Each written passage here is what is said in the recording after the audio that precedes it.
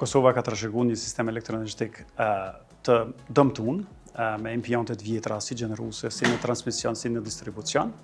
Dhe këto janë ato vështirësi që Kosova duhet me i menaxhu për me ngrit kapacitetet të reja, qoftë gjeneruese, qoftë në sistemin e distribucionit, ashtu edhe transmisionit.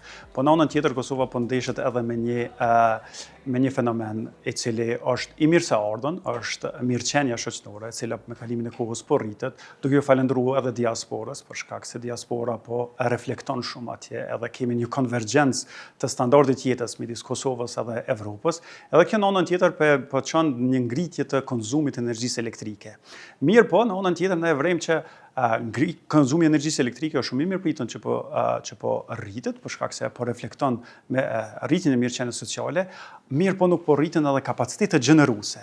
Edhe kjo tani po na vendos te një dilemë si ta garantojmë sigurinë e furnizimit me energji elektrike, edhe në këtë moment shpesh po duhet me importu me gjetë importe shtesë për me mbulu konsumin shtesë që po vjen në disa orë, për shkak se tash rrit po duhem me pas ambientet më të ngrohta, më komode, jo vetëm në një dhomë flet apo me nejt, po me pas edhe gjitha dhomat ndoshta edhe të ngrohta, besa edhe dyshemeti me qenë të ngrohta është e mirëpritun, për shkak se kjo tregon që kemi përmirësim të standardit të jetës, mirë po në anën tjetër duhet me pas kapacitete të reja gjeneruese, të cilat e mbulojnë këtë ngritje, e jo të importojmë shtesë.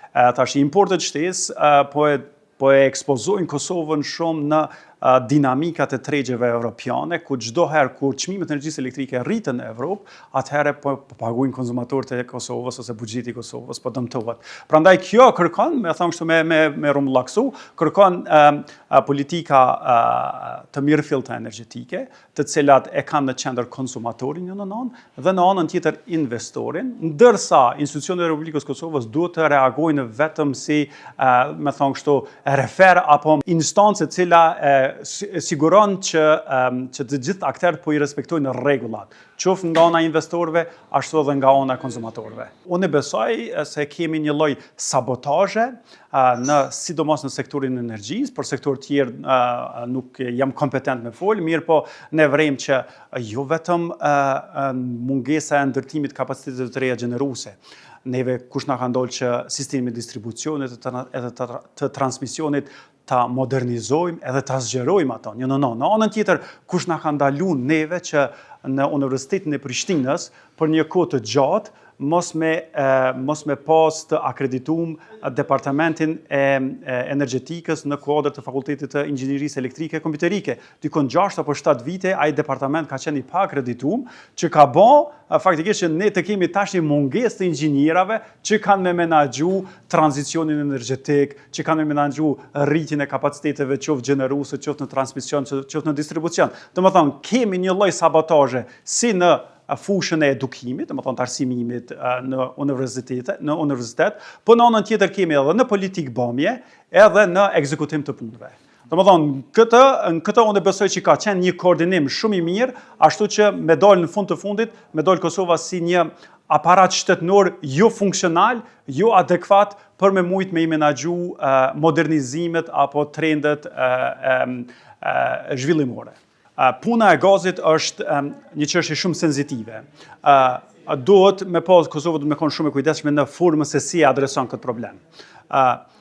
Një në anë është i domosdoshëm në kuptimin e diversifikimit të resurseve energjetike që i ki, e diversifikon miksin e energjisë. Kosova nuk ka qasje në gaz. Përderisa gjitha vendet rreth e rrotull, edhe evropiane ato kanë qasje në gaz, Kosova nuk ka qasje në gaz. Gazi është një burim energjetik që ka densit madhe të energjisë, po edhe përdoret sidomos në proceset industriale ku kërkohet temperaturë lartë. Kosova ka zehë shumë, ndërsa ne zehen vetëm e përpunojmë, e bëjmë ekstrakt edhe ashtu e eksportojmë. Ne mund të nxjerrim, të shtojmë vlerën shumë më shumë këtyre zeheve, mirë për me ashtu vlerën këtyre zeheve, neve na duhet energji, na duhet këtë rast gaz, i cili është shumë më i lirë se sa energjia elektrike. Edhe me këtë rast ne kemi mundësi të ashtojmë vlerën këtyre, duke pas energjinë elektrike më të lirë, i mundemi me ngre investor tjerë. Nuk kupton kjo që gazi duhet të shihet si një resurs strategjik për zhvillim industrial, sidomos në sektorin e zehtarisë. Po në anën tjetër, pse Kosova mos ta ketë qasjen, të paktën qasjen këtë burim. Pse na me u shkput? Nëse është 200 milion euro, atëherë bën me investimin 200 milion euro, për shkak se është një lloj sigurie që e ki ti. Është sikur se sigurimin që e ki me kerr. E ki sigurimin me kerr, nëse nuk ndodh kurrë e ke bë pagesën në ukry puna. Mirë, po nëse ndodh diçka atëherë shkon e thirr sigurimin edhe je i mbulum.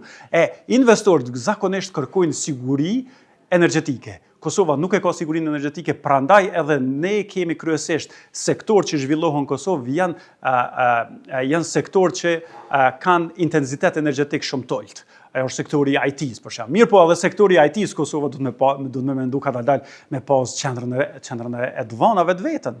Domethënë data center të vetën Kosova nuk ka data center, po data center nuk mundesh me pas siguri energjetike. Domethënë gjitha këto zhvillime varen nga siguria energjetike. U thamë më parë edhe amerikan po na thonë shumë shpesh, siguria energjetike është siguri kombëtare. Ne duhet ta marrim edhe ta lexojmë shumë mirë këtë mesazh edhe t'ju japim përgjigje amerikanëve. Po në tjetër mos harrojmë që gazi nuk është burim energjetik pa emitime të gazrave serë, me zero gazra serë. Nuk kupton që edhe kjo emiton gazra serë. Në Bashkimin Evropian ne duhet të jemi shumë të kujdesshëm në formën se si komunikojnë me ta, për shkak se mundet me qenë në kundërshtim me politikat e dekarbonizimit të sektorit të energjisë të Bashkimit Evropian, ku Kosova ka nënshkruar traktate, është traktati i Sofjes, Kosova është nënshkruese asaj dhe duhet ta respektojë ato. Mirë, po tashti ne duhet të ulemi të bisedojmë sinqerisht me ta, të tregojmë se si është gjendja, edhe pse ne duhet ndoshta ta kemi si pjesë të portfolios të miksit të energjisë edhe gazin.